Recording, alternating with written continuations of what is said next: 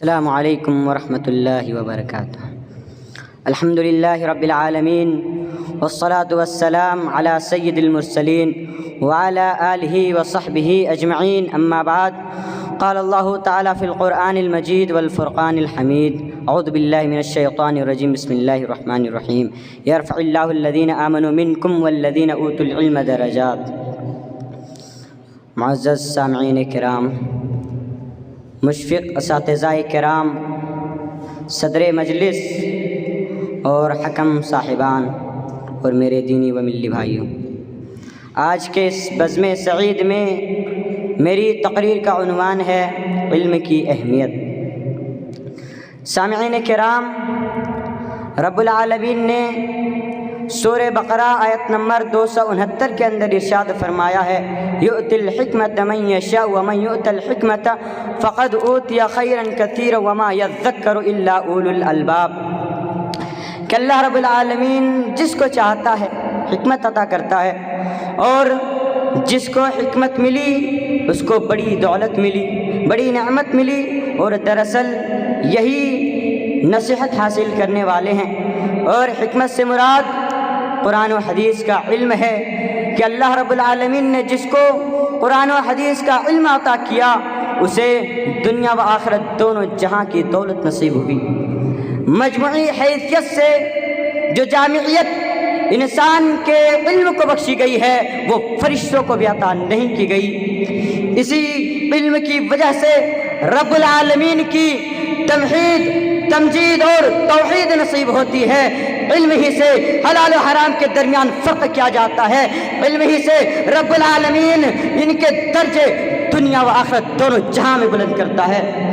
ارشاد باری ہے، یرفع اللہ الذین آمنوا منکم والذین اوتوا العلم درجات، اسے دونوں جہاں کی کامیابی، بلندی اس لیے حاصل ہوتی ہے کہ اللہ اور اس کے رسول پر پختہ ایمان، حشر و نشر، جزا و سزا پر کامل یقین، اور ہر معاملات میں جتنا خوف علم والوں کو ہوتا ہے اتنا بے علم والوں کو نہیں ہوتا۔ جیسا کہ اللہ رب العالمین نے ارشاد فرمایا، انما یخشی اللہ من عبادہ العلماء، کہ اللہ رب العالمین سے اس کے تمام بندوں میں سب سے زیادہ وہ ڈرتے ہیں جو خدا تعالیٰ کی مخلوقات اور اس کی قدرتوں کا علم رکھتے ہیں۔ وہ اس لیے ڈرتا ہے کہ وہ جانتے ہیں کہ اللہ اور اس کے رسول کے بتائے ہوئے راستے پر چلنے میں ہی نجات ہے، وہ جانتے ہیں کہ یہ دنیا فانی ہے۔ معزز سامعین کرام، اللہ نے اپنے نبی کو جس چیز کا حکم دیا، جس چیز کی طلب اور درخواست کرنے کا حکم دیا، وہ صرف علم تھی۔ قل ربی زدنی علما، امام قرطبی رحمۃ اللہ علیہ کہتے ہیں کہ اگر کوئی چیز علم سے بڑھ کر شرف والی ہوتی تو اللہ اپنے نبی کو اسے مزید مانگنے کا حکم دیتا، کیونکہ اگر علم نہ ہو تو دین دنیا کا کوئی معاملہ کما حق و استوار نہیں ہو سکتا۔ یہی وجہ ہے کہ اسلام کا اولین اعلان محض علم کی برتری و ضرورت کا اعلان تھا، اور یہ اعلان ہر لحاظ سے برحق و درست تھا۔ اسلام کے ظاہر ہوتے ہی پرزور انداز میں اعلان کر دیا، اور یہ اعلان کسی خاص قوم کی خاص سبب کے لیے نہیں تھا، بلکہ پوری دنیا کے ہر ایک انسان کے لیے تھا۔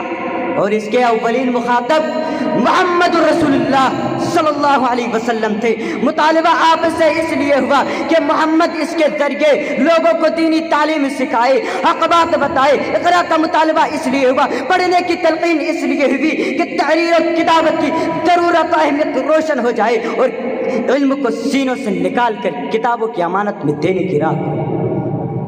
ارشاد باری ہے، اقرا بسم ربک الذی خلق خلق الانسان من علق اقرا وربک الاکرم الذی علم بالقلم۔ اور اسی علم کی وجہ سے اول انسان حضرت آدم علیہ السلام کو فرشتوں پر فوقیت دی گئی، برتری دی گئی۔ اللہ نے کہا، اے میرے سارے فرشتوں آدم علیہ السلام کو سجدہ کرو، تو سارے فرشتوں نے آدم علیہ السلام کو سجدہ کیا۔ اور یہ بات بھی سن لیجئے کہ جس نے آدم علیہ السلام کو سجدہ نہیں کیا اسے ذلیل و خوار ہو کر نکالے گئے۔ آج ان علماء کی قدر و قیمت کا اندازہ ہی نہیں کہتا ہے کہ جو دولت مند ہے، صاحب مال ہے، صاحب اقتدار ہے، عہدے والا ہے، منصب والا ہے، ڈگریاں والا ہے، وہ دنیا میں بہت بڑا ہے۔ سن لیجئے، عرش والا کہتا ہے کہ جو میرے محمد کے مسند پر بیٹھا ہے اس سے بڑا کوئی نہیں، جو دینی تعلیم سکھائے، قرآن و حدیث کی باتیں بتائے، اس سے عظیم کوئی نہیں۔ حدیث کے الفاظ ہیں خیرکم من تعلم القرآن وعلمہ، کہ تم میں سب سے بہتر انسان وہ ہے جو قرآن سیکھے اور دوسروں کو سکھلائے۔ کیا نبی نے اس کی اہمیت کا ذکر نہیں کیا؟ کیا جب طالب علم چلتے ہیں تو فرشتے ان کے لیے اپنا پر نہیں بچھاتے؟ کیا سوراخ میں چھپی چیٹیاں اور پانی میں مبعوث مچھلیاں عالم کے لیے دعائے خیر نہیں کرتے؟ کیا ایک عالم کی فضیلت نفل عبادت گزار بندے سے بہتر نہیں ہے؟ کیا عالموں کا ذکر اللہ اپنے مقرب ترین فرشتوں میں نہیں کرتا؟ اتنی ساری فضیلتیں ہونے کے باوجود آج اس کی طرف کوئی توجہ نہیں، نہ علماء کی اہمیت نہ علم کی، اور اسی وجہ سے اس ہم پر، جس نے اس ملک ہندوستان پر 1000 سال تک حکومت کی تھی، آج اسی پر ظلم ہو رہی۔ خلاصہ کلام یہ ہے کہ علم کی اہمیت کو جانیں، علماء کی قدر کریں اور قرآن و حدیث کے مطابق زندگی گزارے۔ آخر میں اللہ رب العالمین سے دعا ہے کہ ہم تمام مسلمانوں کو علم کی قدر اہمیت جاننے اور علماء کی قدر کرنے اور قرآن و حدیث کے مطابق زندگی گزارنے کی توفیق دے، آمین۔ وآخر دعوانا الحمدللہ رب العالمین۔